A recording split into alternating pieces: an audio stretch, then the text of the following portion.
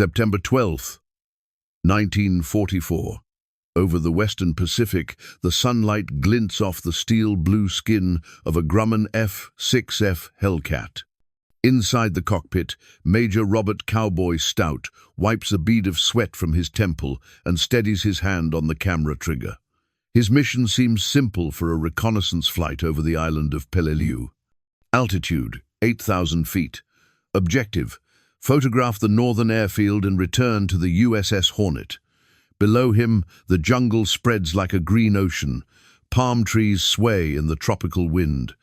And somewhere beneath that canopy waits for an enemy that refuses to surrender. The automatic camera clicks steadily, frame after frame, the cold eye of intelligence, gathering data for the Marines who will soon land there.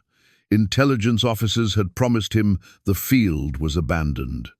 Nothing but wreckage and debris from previous bombing runs.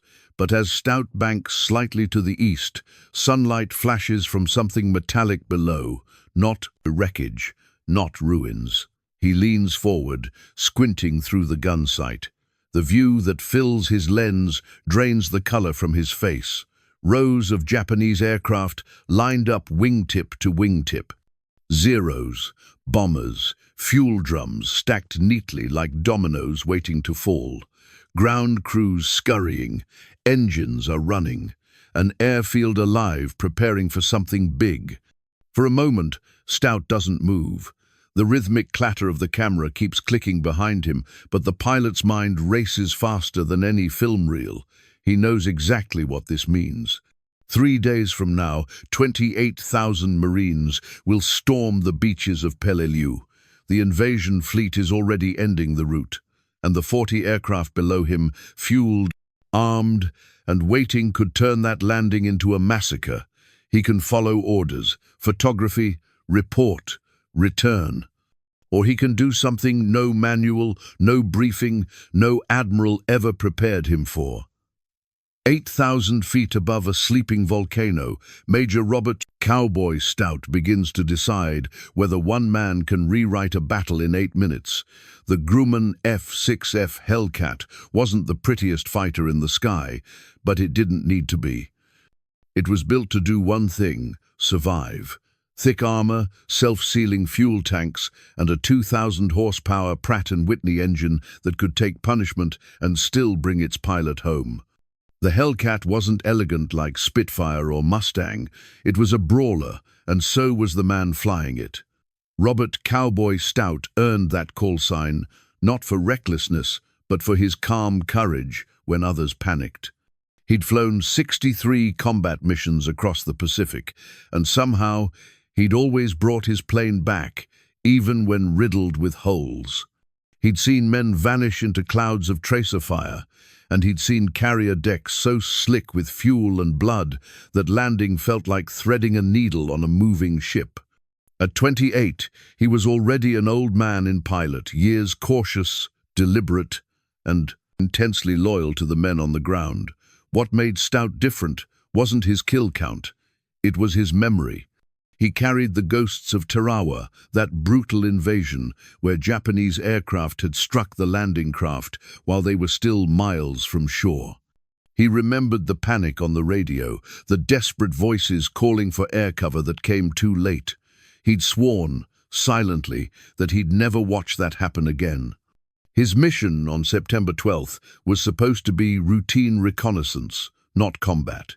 He flew an F6F5P, a modified Hellcat with cameras mounted where bombs usually hung. It wasn't meant to fight. Its job was to see.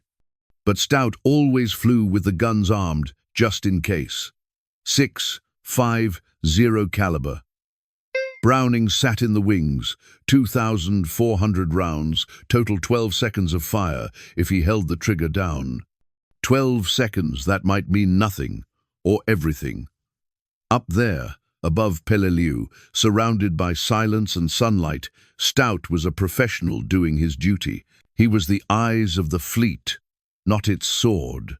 But in a few moments, those roles would blur. The man trained to observe would become the man who decided. From 8,000 feet, The world looks deceptively peaceful. The clouds drift lazily. The ocean glitters below. But what Major Stout saw through his camera lens was anything but peaceful. He banked left, letting the Hellcat's wing tilt toward the island. What had looked like an empty airfield on the maps was alive and bristling with danger. Mitsubishi Zeros, Nakajima bombers, and twin-engine G4Ms sat gleaming in the sunlight, parked in perfect rows, wingtips almost touching. Fuel drums were stacked neatly between them. Dozens of ground crew moved briskly, fueling, arming, and checking engines. It wasn't a graveyard. It was a launch pad. Intelligence had been wrong, dangerously wrong. The abandoned airfield was fully operational, and it didn't take much imagination to understand what those planes were preparing for.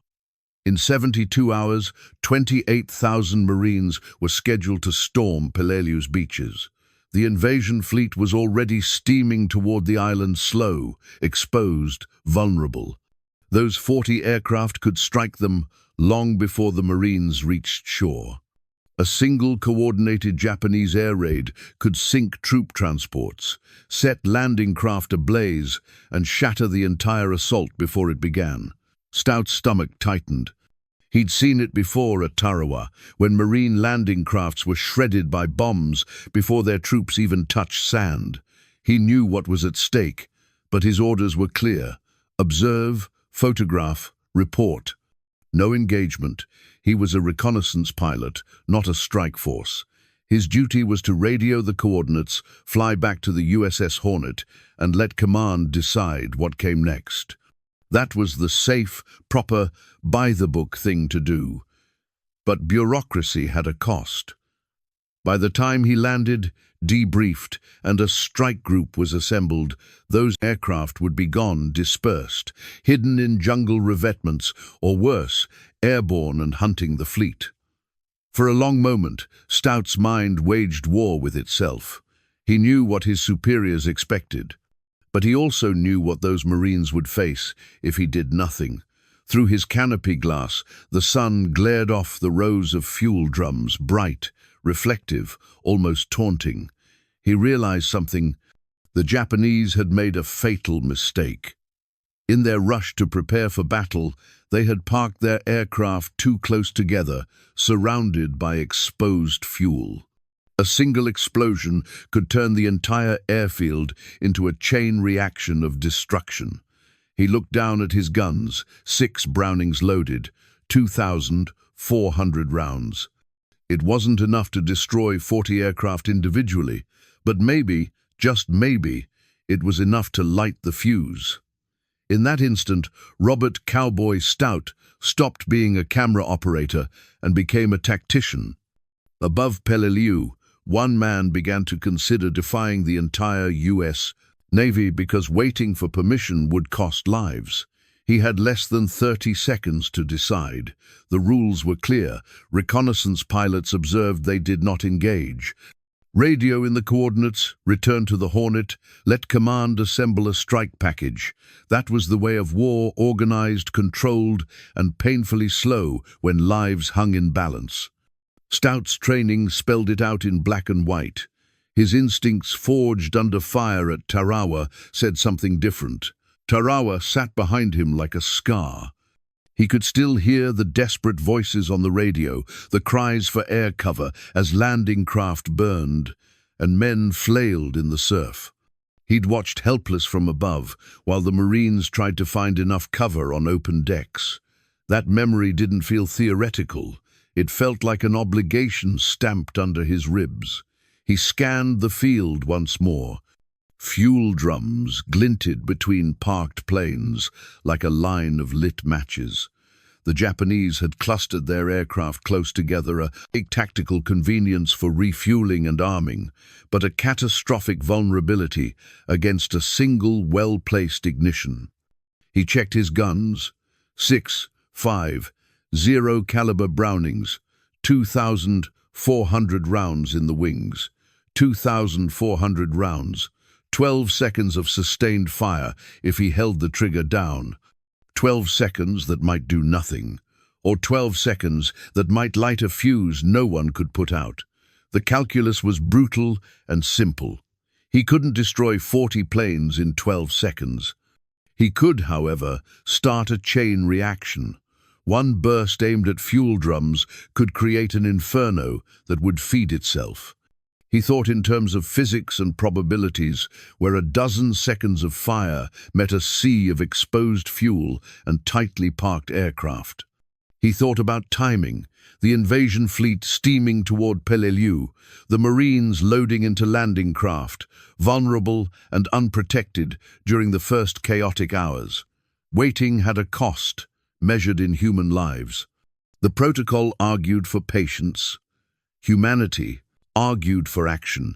He didn't romanticize bravery. He wasn't looking for a medal or a story.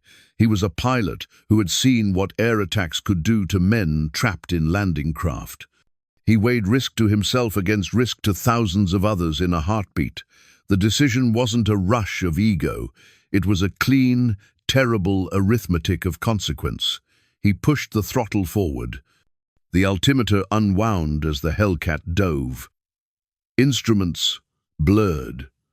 The world narrowed to speed, sight, and the rhythm of his heartbeat. In those final seconds before the run, every memory, every training lesson, every face he'd seen in a casualty report crowded into a single purpose: strike the fuel, start the fire, go home if the plane still flies. He chose to act. He came in low and mean. The Hellcat screamed as Stout pushed the throttle to the firewall and dropped toward the island. Trees blurred past like a green wall. At 2,000 feet he leveled. At 500 he pushed harder. At 50 feet the jungle rushed beneath him. The airfield exploded into view through a break in the canopy rows of gleaming aircraft. Crews frozen mid-track, fuel drums glinting like a line of small suns. There was no time for finesse. He lined up the northern row, centered the sight, and squeezed the trigger. All 6 guns spat death at once. The wing-mounted Brownings folded traces across the tarmac, stitching the thin aluminum skins of a Zero until fuel tanks split and turned the fighter into a fountain. A steady stream of rounds tore into stacked drums between 2 bombers. Metal shredded, drums ruptured, vapor ignited. The explosion was worse and better than he'd imagined. A column of fire rose 50 feet into the air. The blast wave slapped the Hellcat, and the deck of the sky trembled beneath him. He felt heat on his face through the canopy, a sound like the world was tearing. One burning aircraft became 2, then 3. The inferno didn't behave politely. It grew like a living thing, feeding fuel, wiring, and high explosive. Zeros tumbled as their control cables burned away. Crews scattered, shouting, sliding across the hot tarmac. The first chain reaction fed the second. Secondary blasts sent shrapnel and rubble into the air. Anti-aircraft gunners scrambled, but they were slow that first instant, stunned by the sudden eruption. Stout rolled away low, weaving to spoil their aim. Traces and black puffs of flak stitched the sky around him. He felt impacts, a thud here, a metallic bite there. The Hellcat shuddered as 20mm hits punched through the tail.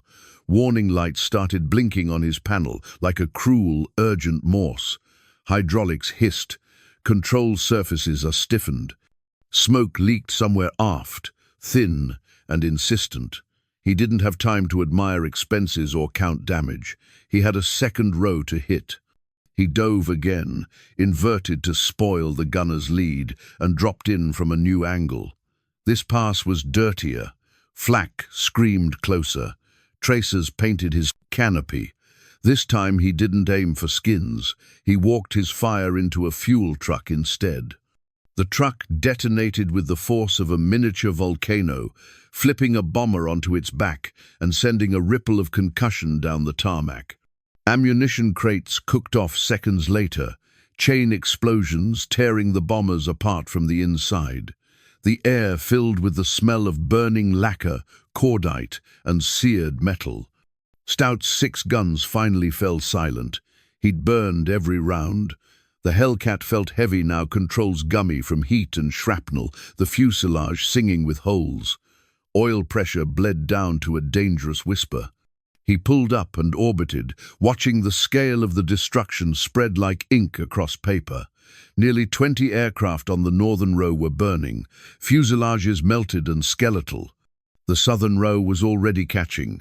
The blast and flying embers were enough to ignite exposed fuel there too.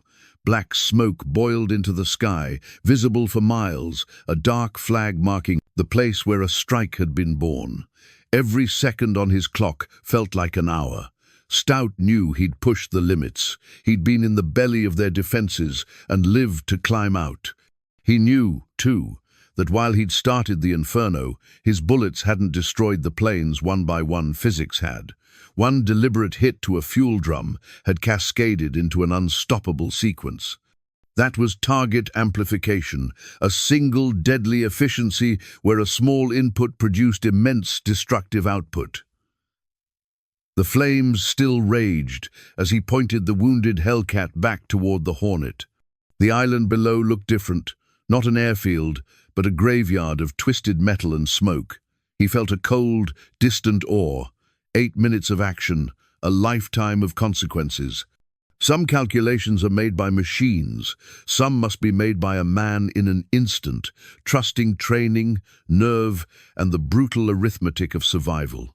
The fire was still visible from 20 miles out. A black pillar of smoke climbed into the Pacific sky as Stout pointed to the wounded Hellcat toward the USS Hornet. His cockpit smelled of oil and cordite, the canopy streaked with soot. The engine coughed and rattled, but it kept turning one loyal heartbeat in a machine that had been through hell. He throttled back, coaxing the aircraft like a tired horse. The gauges told a grim story. Hydraulic pressure near zero, oil pressure falling, temperature rising. He tapped the landing gear lever and prayed. One wheel extended, the other hesitated, half-locked like a coin that refused to fall. Behind him, Peleliu burned. Everywhere else, the Pacific looked calm and empty, as if the war had stopped existing just beyond his wake. The flight back felt longer than the fight itself. Adrenaline bled away, replaced by the heavy realization of what he'd done. He'd disobeyed direct orders. He'd attacked an enemy base alone, without authorization, and used every round of ammunition in a reconnaissance aircraft. In a world where paperwork ruled war, that was enough to end a career. He called the Hornet on approach. His voice stayed steady, but the words were measured. Aircraft damaged. Landing gear is uncertain. Requesting priority landing. On the carrier, alarms sounded. The deck crew cleared the space. The Hornet turned into the wind. As Stout lined up, he saw men running the bright shirts of the deck crew fanning out like a choreographed warning. He brought the Hellcat fast and hard.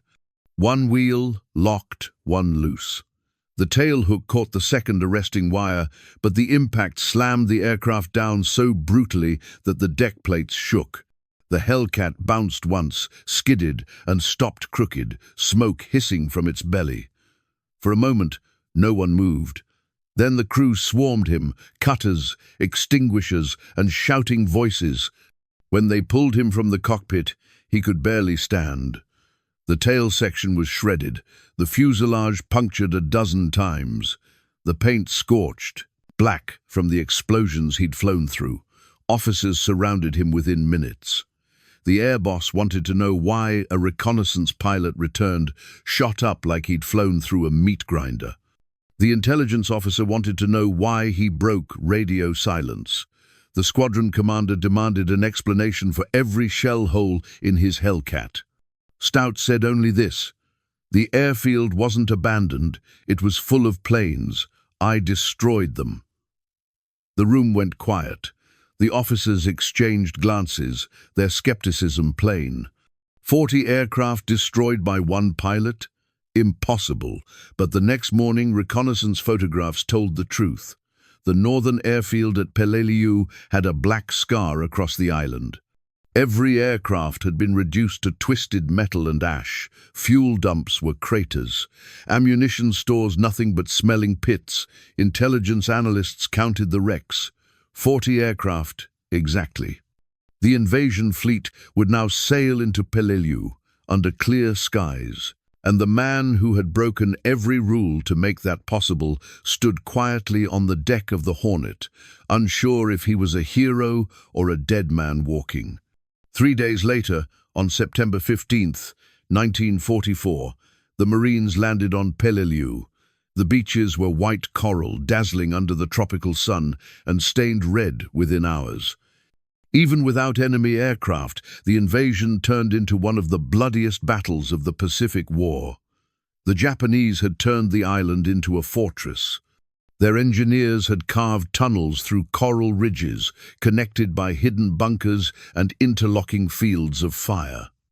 It wasn't the kind of defense the Americans expected, no grand banzai charges, no open-air targets. This was deliberate, scientific resistance, slow, grinding, murderous. The Marines fought yard by yard for 2 months. Flamethrowers, grenades, and bulldozers all blurred into one long nightmare of heat and exhaustion. But amid the horrid thing never came to an air attack. Not a single Japanese bomber or fighter struck the beaches. Not one transport ship was bombed. Not one landing craft was strafed. Major Stout's inferno had erased the island's air wing before the first wave of Marines even touched sand. Historians would later estimate that his strike had saved between 500 and 1,000 American lives in the first day alone. Without his attack, those 40 planes could have launched in waves against the invasion fleet, and every wave would have meant more burning ships, more men lost before the real battle even began. Yet Stout's name didn't appear in the headlines. The world's attention soon shifted to the larger battles of Leyte, Iwo Jima, Okinawa. Peleliu became a footnote, and Stout's name faded with it. He was awarded the Navy Cross, the second highest decoration for valor, but there were no parades, no interviews, no speeches. His citation praised extraordinary heroism in the face of superior enemy forces. Even the language of the medal didn't capture the audacity of what he'd done. 8 minutes, 1 plane, 40 enemy aircraft were destroyed. And when it was over, he went back to flying reconnaissance, as if nothing had happened. Decades would pass before anyone outside a handful of naval archives knew what Stout had done over Peleliu. The men whose lives he saved, the Marines who hit the beaches under clear skies, never knew the name of the pilot who had cleared those skies for them. They fought and bled through coral hills without realizing that their greatest ally had been a man alone in the sky 3 days earlier. It would take 50 years, a generation later, before historians began piecing it together with one declassified report, one black and white photo at a time. The story of Cowboy Stout was nearly lost in history. It began with a stack of forgotten reports. Decades after the war, a naval historian named Peter Griffith was combing through old combat records when he noticed something strange, an after-action note describing the total destruction of 40 enemy aircraft on Peleliu by one F6F Hellcat pilot. At first, it seemed like a clerical error. No single fighter had ever done that, not even in the furious skies over the Philippines or Okinawa. But the deeper researchers dug, the more the story refused to fade. They found aerial reconnaissance photos taken the day after Stout's attack, charred wreckage spread across the entire northern airfield. They found his Navy Cross citation, sparse but unmistakable.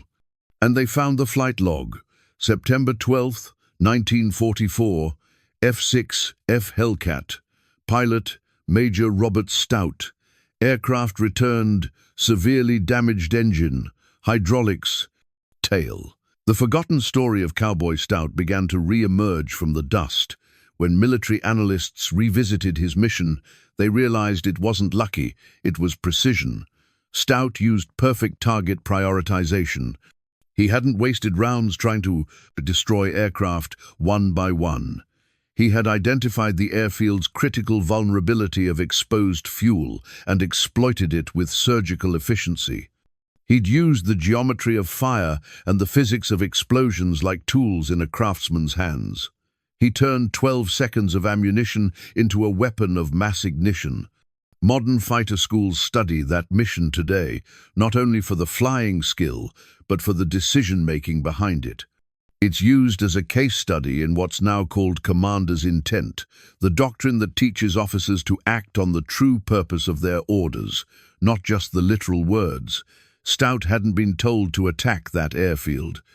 He had been told to protect the invasion force, and when he saw the threat with his own eyes, he acted on the intent of his mission, not the letter of his orders. In every modern leadership seminar, from naval aviation to special operations, instructors point to Stout's story as a lesson in initiative.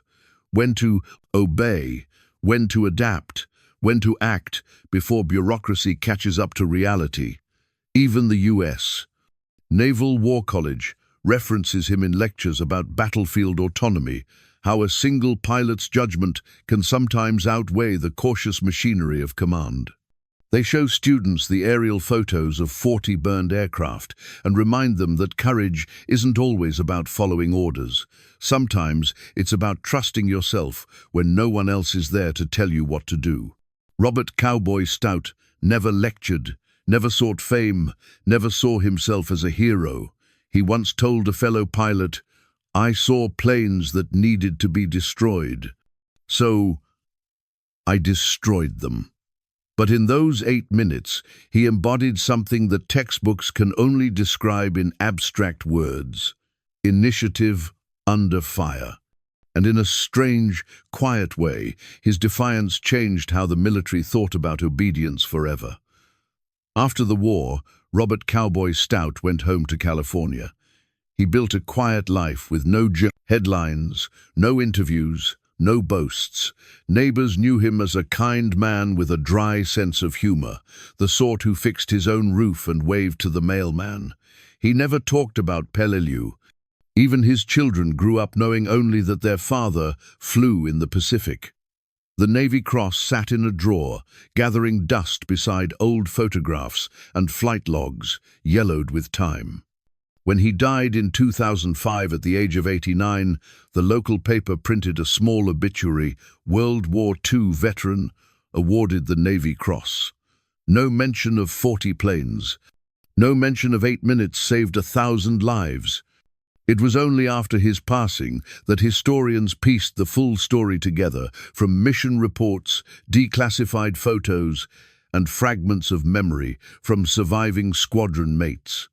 They discovered that no other pilot in naval history had destroyed as many aircraft in a single mission. No bomber group, no fighter squadron, just one man in one Hellcat. 8 minutes of impossible courage that rewrote the fate of an invasion. But Stout never chased credit, because for him, the real reward was something the world couldn't see. The Marines landed under clear skies, the ships that made it safe to shore, the men who lived because he made the choice no one else could make for him. He understood something few ever do, that the hardest battles aren't always fought against the enemy. Sometimes they're fought inside your own cockpit, between duty and conscience. Sometimes doing what's right means doing what you're not supposed to do. The Navy could have court-martialed him. Instead, they gave him a medal. Because even the military, bound by orders and hierarchy, understood what Stout had embodied: the courage to act when procedure would have killed thousands. Today, modern pilots study his mission not as a legend, but as a lesson.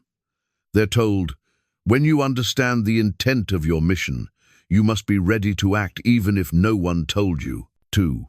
And somewhere in that principle lives the ghost of Cowboy Stout, steady hands on the stick, eyes fixed on the horizon, refusing to let fear or orders stop him from doing what had to be done. He didn't set out to be remembered. He set out to do his job, even if it meant breaking the rules to save lives.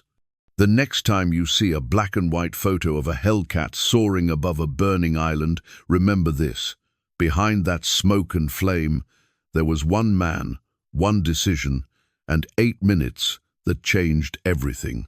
8,000 feet up, with a camera that became a weapon and a conscience that became his compass. Robert Cowboy Stout didn't just fight the enemy that day. He fought the system and won.